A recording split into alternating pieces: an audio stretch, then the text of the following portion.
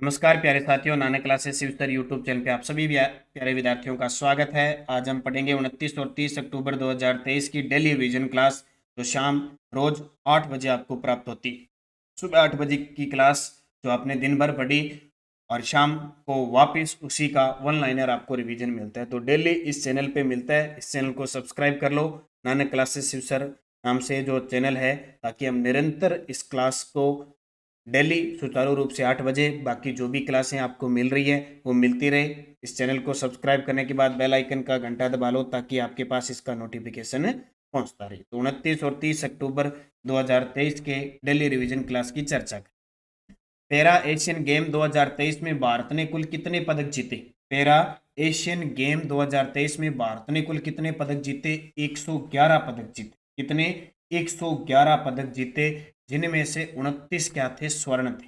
जिनमें से 29 स्वर्ण पदक थे और 51 कांस्य पदक थे। 29 स्वर्ण पदक और 51 क्या थे? स्वर्ण पदक थे। और इसके अलावा 31 रजत पदक थे। और भारत का इसमें स्थान रहा 5वां। पैरा एशियन गेम में 5वां स्थान रहा, जबकि सीधा जो एशियन गेम हुआ था जिसमें मुख्य थे, उसमें चौथा स्थान रहा था और वहां भारत ने 107 पदक जीते। तो आने वाले एग्जाम में यहां से प्रश्न आएगा। 37वें राष्ट्रीय खेल में राजस्थान के नितेक जांगिड़ ने किस खेल में स्वर्ण पदक जीता? तो अभी 37वें राष्ट्रीय खेल शुरू हो चुके हैं। कहाँ पे? गोवा के अंदर हो चुके हैं।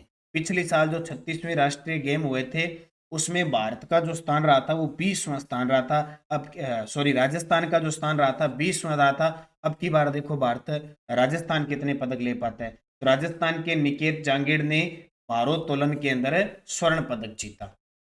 27 और 28 अक्टूबर 2023 को राज एपिकोन व पहले सेंट्रल जोन एपिकोन का आयोजन कहाँ किया गया? 27-28 अक्टूबर 2023 को राज एपिकोन व पहले सेंट्रल जोन एपिकोन का आयोजन कोटा के अंदर किया गया। जब कोटा की बात आए तो हाल ही में कोटा में चंबल रिवर फ्रंट का उद्घाटन किया गया। कोटा में स्ट्रेस पार्क है, कोटा में स्नेक पार्क है, कोटा में बायोलॉजिकल पार्क है, चौथा अबेड़ा पार्क है। कोटा के अंदर राजस्थान का दूसरा स्पाइस पार्क है। जय मिनेस आदिवासी विश्वविद्यालय कहाँ स्थापित हो रहा है? कोटा के अंदर। एशियन शूटिंग चैंपियनशिप में राजस्थान पुलिस टीम की निशानेबाज जिन्होंने अनंतजीत सिंह नरूका के साथ मिलकर शॉटगन मिक्स डबल में स्वर्ण पदक जीता, दर्शना राठौड़। दर्शना राठौड़ राजस्थान पुलिस टीम की खिलाड़ी है और इन्होंने पदक जीता। शॉटगन यानी निशानेबाज है, ये जरूर याद रखना। अनंतजीत सिंह नरूका के साथ मिलकर इन्होंने एशियन शूटिंग चैंपियनशिप में मिक्स डबल में स्वर्ण पदक जीता। वर्ष 2022-23 के अग्रिम अनुमानों के अनुसार सांकेतिक अथवा प्रचलित मूल्यों पर भारत के सकल घरेलू उत्पाद में कितना प्रतिशत भाग राजस्थान के सकल राज्य घरेलू उत्पाद होने का अनुमान है? यानी भारत की जीडीपी में राजस्थान की जीडीपी का, एसजीडीपी का कितना योगदान है? 5.18%। ये प्रश्न आरएस प्री के अंदर आए। आज सुबह की क्लास में पूरी डिटेल से मैंने बताया है, वो जरूर क्लास अटेंड करनी है। ये शाम को इसका रिवीजन करना है। राजस्थान राज्य राजमार्ग विकास कार्यक्रम सेकंड परियोजना के अंतर्गत 801 किलोमीटर लंबाई के 11 राजमार्गों का उन्नयन किस एजेंसी द्वारा वित्त पोषित है? विश्व बैंक। राजस्थान में राजस्थान राज्य राजमार्ग विकास कार्यक्रम जितने भी चल रहे हैं वो विश्व बैंक के सहयोग से हैं, जबकि राजस्थान राज्य राजमार्ग निवेश कार्यक्रम है वो एशियाई विकास बैंक के सहयोग से चल रहे हैं। ये भी आरएस प्री में पूछा।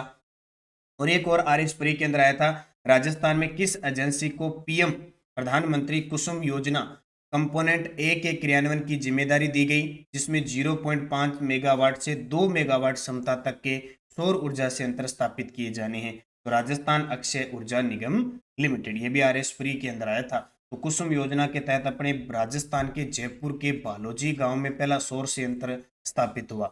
इस योजना का उद्देश्य यही है कि जो डीजल के पंप है उनको सौर ऊर्जा संयंत्र पंप के रूप में बदला जाए। और इसका जो ध्येय वाक्य है कुसुम योजना का वो है, अन्नदाता से ऊर्जादाता। राजस्थान अक्षय ऊर्जा निगम राजस्थान में गैर परंपरागत ऊर्जा स्रोतों के लिए काम करती है। 9 अगस्त 2002 को इसकी स्थापना हुई थी। किसको मिलाकर? दो को मिलाकर, एक तो रेडा को मिलाकर और एक आरसीपीसीएल है जो रेडा 1985 और RSPCL जो 1995 में स्थापित हुई थी, इन दोनों को मिक्स करके राजस्थान अक्षय ऊर्जा निगम लिमिटेड की स्थापना की गई। तो आपसे पूछे राजस्थान में गैर परंपरागत व नवीकरणीय ऊर्जा संसाधन के लिए नोडल एजेंसी कौन सी है? तो राजस्थान अक्षय ऊर्जा निगम लिमिटेड। अब एक चर्चा करते हैं रोज इन प्रश्नों के अलावा एक योजना या एक महत्वपूर्ण क्वेश्चन की चर्चा करते हैं। आज हम करेंगे इसकी राजस्थान एसडीजी इंडेक्स, बहुत इंपॉर्टेंट है। 2015 में इसका गठन किया गया था, 2016 में इसका क्रियान्वयन हुआ था।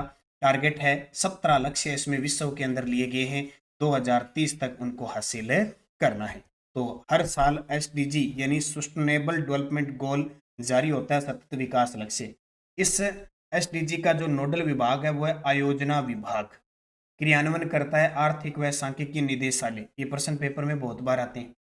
अब तक 4 एसडीजी इंडेक्स जारी हो चुके हैं। जब पहला जारी हुआ तो झुंझुनू टॉप पे रहा था राजस्थान का, दूसरा जारी हुआ तो कोटा टॉप पे रहा, तीसरा जारी हुआ जयपुर टॉप पे रहा, चौथा जारी हुआ सीकर में। अब ये प्रश्न एग्जाम की दृष्टि से बहुत इंपॉर्टेंट है, चौथा। एसटीजी इंडेक्स 4.0, राजस्थान का जो कुल स्कोर रहा वो 60.15 रहा। भारत में 60 देश में 60.15 अंक मिले राजस्थान को, और राजस्थान में सबसे टॉप जिला सीकर रहा, 65.92 अंक मिले, और सबसे नीचे पर रहा जैसलमेर 51.53। तो ये आपको याद रखना है अच्छे तरीके से। रोज इस प्रकार की डिटेल आपको मिलती रहेगी। शाम को 8 बजे इसका रिवीजन होता रहेगा। बस आपको निरंतर अध्ययन करना है। इस चैनल को सब्सक्राइब करके और बेल आइकन का घंटा दबा लो ताकि आपके पास नोटिफिकेशन आता रहे, और आप क्योंकि टाइम पे जो क्लास देखोगे, क्योंकि ऐसे तो है नहीं कि 2-2 घंटे की क्लास है हम पढ़ते जाएंगे, कितना पढ़े, 5-7 मिनट की क्लास आती है। तो अब जिस मान लो 8 बजे आ गए, तो अगर 8 बजे आप देख रहे हो तो आपकी चीज़ें याद रहेगी। फिर नहीं तो कल कल करते हुए आपका इतना ज़्यादा मैटर हो जाएगा कि फिर आपको पढ़ ही नहीं पाओगे। इसलिए रोज डेली जिस टाइम क्लास आती है उस टाइम देख के नक्की कर दिया करो। तो इस प्रकार निरंतर अध्ययन करना है। धन्यवाद। जय हिंद, जय भारत, जय राष्ट्र।